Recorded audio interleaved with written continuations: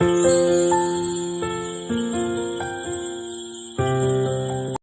कृष्ण गोविंद हरे मुरारी। हे नाथ नारायण वासुदेवाय, ओम नमः शिवाय।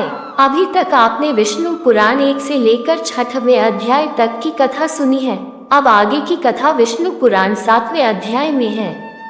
आगे की कथा जानने से पहले कृपया मेरे चैनल को सब्सक्राइब करें। अभी तक आपने सुना भगवान विष्णु बलि को यूं कहते हुए, मैं तुम्हारे सुतल द्वार का इसी प्रकार दंडपानी बनकर तुम्हारा रक्षक रहूंगा। शैल्यो कहकर वामनावतार विष्णु अंतर्धान हो गए। अब आगे की कथा विष्णु पुराण अध्याय 6।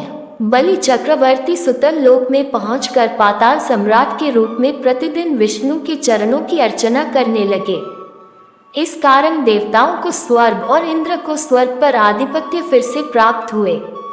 बलि के सुतल लोक के द्वार पर वेत्र दंडधारी विष्णु पहरा दे रहे थे। उन्हीं दिनों रावण सुतल पर विजय पाने के लिए पहुंचा। वह इस विचार से सुतल लोक में प्रवेश करने लगा कि आखिर ये बौना मेरा क्या बिगाड़ सकता है। तब विष्णु ने विशाल रूप धरकर अपने पैर के नाखून से रावण को रोका। रावण लंका में जा गिरा और बेहोश हो गया। इसके बाद उसने कभी पाताल की ओर आंख उठाकर देखने की हिम्मत नहीं की। बलि चक्रवर्ती का ये नियम था कि वह जिस प्रदेश पर शासन करते थे उसका निरीक्षण अदृश्य रूप में वर्ष में एक बार कम से कम अवश्य करते थे। इसी विचार से पृथ्वी पर अपने सुसंपन्नता एवं शांतिपूर्ण शासन तथा वहां की शस्य श्यामल फसलों का वे निरीक्षण करने आए। वे शस्यों को पुष्टि और जीवनी शक्ति प्रदान करते, कृमि कीटों से उनकी रक्षा करते। उनके स्वागत के रूप में दीपावली पर्व मनाया जाता। दूसरे दिन बलि प्रथमा के रूप में उनकी पूजा की जाती। वामन के त्रिविक्रम आकाश विजय के चिन्ह के रूप में आकाश दीप सजाया जाता। दक्षिण महासमुद्र में बलि चक्रवर्ती के पृथ्वी पर पहुंचने के द्वार के रूप में एक द्वीप उत्पन्न हुआ जो बाली द्वीप के नाम से प्रसिद्ध है।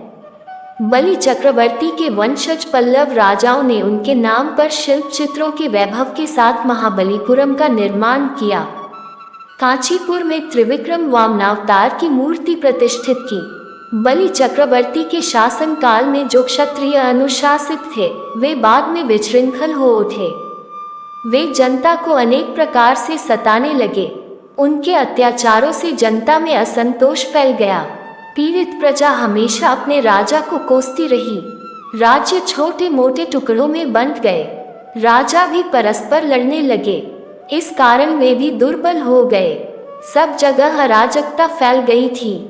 हालत ऐसी थी जिसकी लाठी उसकी भैंस। उनके शासन में जनता त्रस्त हो उठी। उस हालत में विष्णु ने दशावतारों में से छठा परशुराम का अवतार धारण किया। जंगल को समूल काटने के समान 21 बार क्षत्रियों को परशु से निर्मूल किया और यह साबित किया कि जब जिसकी आवश्यकता होती है उसकी पूर्ति करने के लिए वे अवतरित हुआ करते हैं। उस काल में धरती पर शासन करने वाले शासकों के सिरमौर हेहया चक्रवर्ती कार्तवीर्यार्जुन सुदर्शन चक्र के अंश को लेकर पैदा हुए थे। किसी जमाने में विष्णु योग निद्रा में निमग्न थे।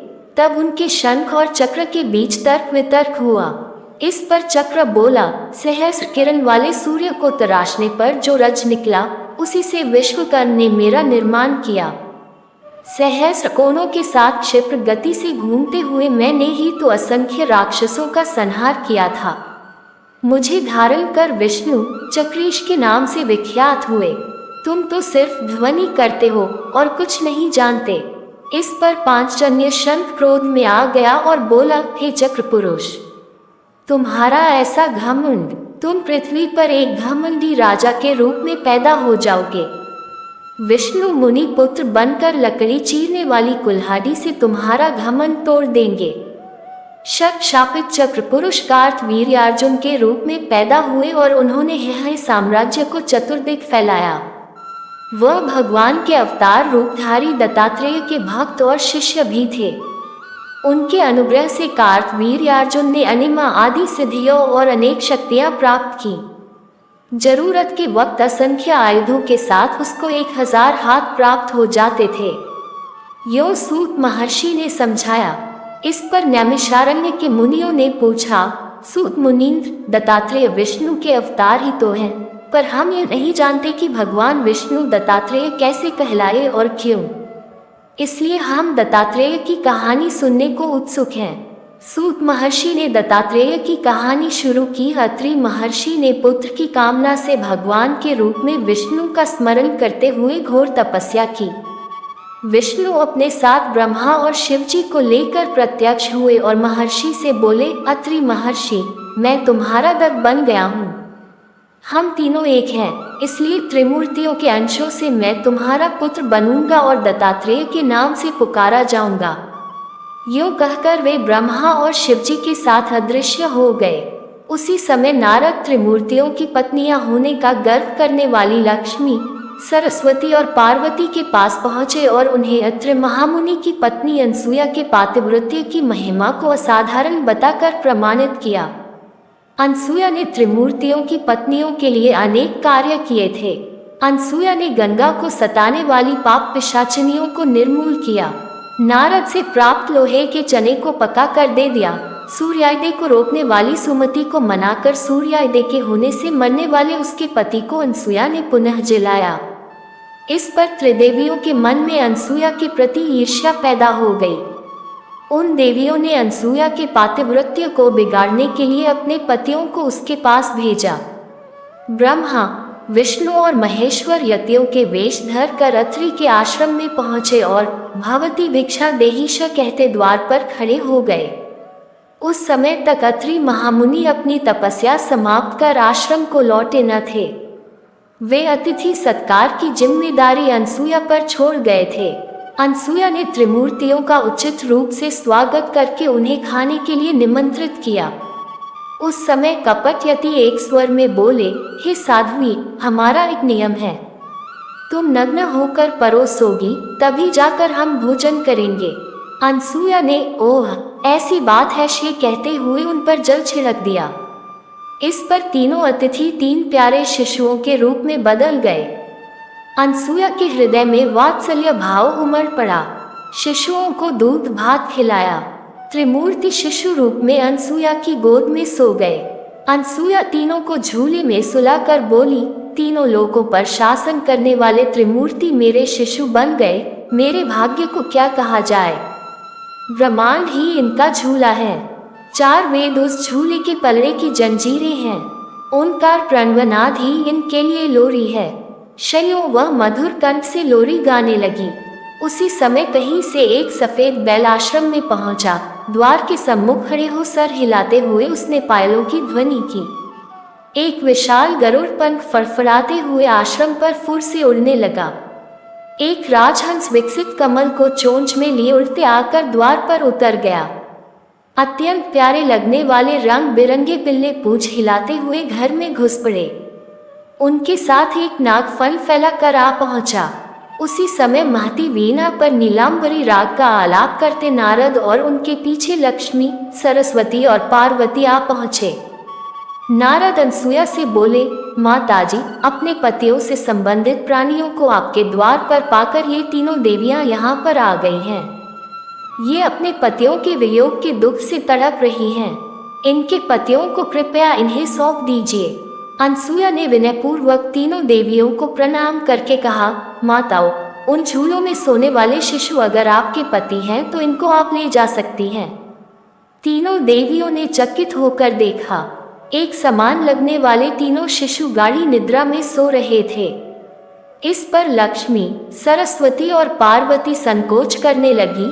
तब नारद ने उनसे पूछा, आप क्या अपने पति को पहचान नहीं सकती? आप लजाइए नहीं, जल्दी गोद में उठा लीजिए। देवियों ने जल्दी में एक एक शिशु को उठा लिया। वे शिशु एक साथ त्रिमूर्तियों के रूप में खड़े हो गए। तब उन्हें मालूम हुआ कि सरस्वती ने शिवजी को, लक्ष्मी ने ब्रह्मा को और पार्वती ने विष्णु को उठा लिया है। तीनों देवियां शर्मिंदा होकर दूर जा खड़ी हो गईं। इस पर ब्रह्मा, विष्णु और महेश्वर इस तरह सककर खड़े हो गए मानो तीनों एक ही मूर्ति के रूप में मिल गए हों। उसी समय अत्रि महर्षि अपने घर लौट आए। अपने घर त्रिमूर्तियों को पाकर हाथ जोड़ने लगे। तभी ब्रह्मा, विष्णु और महेश्वर ने एक होकर दत्तात्रेय रूप धारण किया।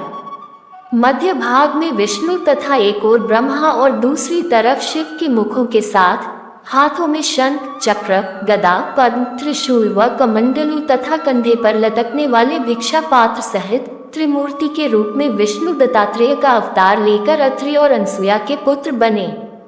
कार्तवीर्यार्जुन दत्तात्रेय की पूजा करके महान शक्तिशाली बनकर विशाल सेना को लेकर विजय यात्रा पर चल पड़े।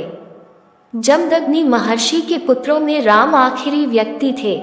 सदा कुल्हाड़ी लिए हुए आश्रम व जनपदों का निर्माण करने तथा जमीन को खेती के लायक उपजाऊ बनाने लिए जंगलों को काटना ही उनका प्रमुख कार्य था। हिमालय में तपस्या करके उन्होंने शिवजी को प्रसन्न किया। शिवजी ने उनको बड़ा ही प्रभावकारी परशु प्रदान किया। उस परशु को धारण कर वे परशुराम कहलाए। भृगु वंशज होने के कारण वे भार्गवरम नाम से भी विख्यात हुए। एक समय परशुराम की माता रेणुका देवी नदी के तट पर गई और देर तक न लौटी। जमदग्नि ने अपनी दिव्य दृष्टि से पत्नी को देखा और समझ गए कि वह उस वक्त क्या कर रही थी। चित्ररथ नामक गंधर्व अप्सराओं के साथ जल क्रीड़ाएं कर रहा था। रेणुका तन्मय होकर उस विलास को देख रही थी। इस पर जमदग्नि क्रोध में आ गए। अपनी पत्नी के लौटने पर जमदग्नि ने पुत्रों को बुलाकर माता का सर काटने का आदेश दिया। परशुराम के भाई यह जघन्य कार्य करने को तैयार न हुए। जंगल से लौटकर आए हुए परशुराम को देख जमदग्नि ने उनको आदेश दिया कि वह अपनी माता और भाइयों के सर काट डाले। परशुराम ने इसका प्रतिरोध किए बिना अपने भाइयों तथा माता के सर काट डाले। जमदग्नि ने प्रसन्न होकर पूछा, बेटा तुम कौन सा वर चाहते हो, मान लो। भाइयों तथा माताजी को जिलाइए। शब परशुराम ने जमदग्नि से वर मांगा। जमदग्नि ने उनको पुनर्जीवित कर दिया। अपनी तपो महिमा के प्रति परशुराम के विश्वास तथा उसकी सूक्ष्म बुद्धि पर जमदग्नि प्रसन्न हुए और आशीर्वाद दिया, परशुराम तुम कारण जन्मधारी हो, सदा चिरंजीवी बने रहोगे। कार्तवीर्यार्जुन अपनी विजय यात्रा समाप्त कर अपनी राजधानी महिष्मती नगर को लौट रहा था। उसी मार्ग पर जमदग्नि का आश्रम था। उस समय राजा व सैनिक बहुत ही भूखे थे। जमदग्नि ने कामधेनु अंशवाली अपनी होम धेनु की वजह से उन सबको भारी भोज दिया। वह गाय जो चीज चाहे असंख्य लोगों को भी देने की क्षमता रखती थी। कार्तवीर्य ने सोचा कि ऐसी गाय उसके पास रहे तो सैनिकों के लिए आहार की समस्या हल हो सकती है। इस लोभ में उसने सैनिकों को आदेश दिया कि वे उस गाय को महिष्मती नगर में हाँक कर ले आएं। इस पर जमदग्नि ने उनका विरोध किया। तब दुष्ट सैनिक उनको जमीन पर धकेल कर गाय को खींच कर ले गए। अब आगे की कथा विष्णु पुराण 8वें अध्याय में मिलेगा। भगवान विष्णु की कथा सुनने से आपके सारे रोग दोष दूर हो जाएंगे। ऐसे ही धार्मिक कथाएं सुनने के लिए मेरे चैनल को सब्सक्राइब करें। धन्यवाद।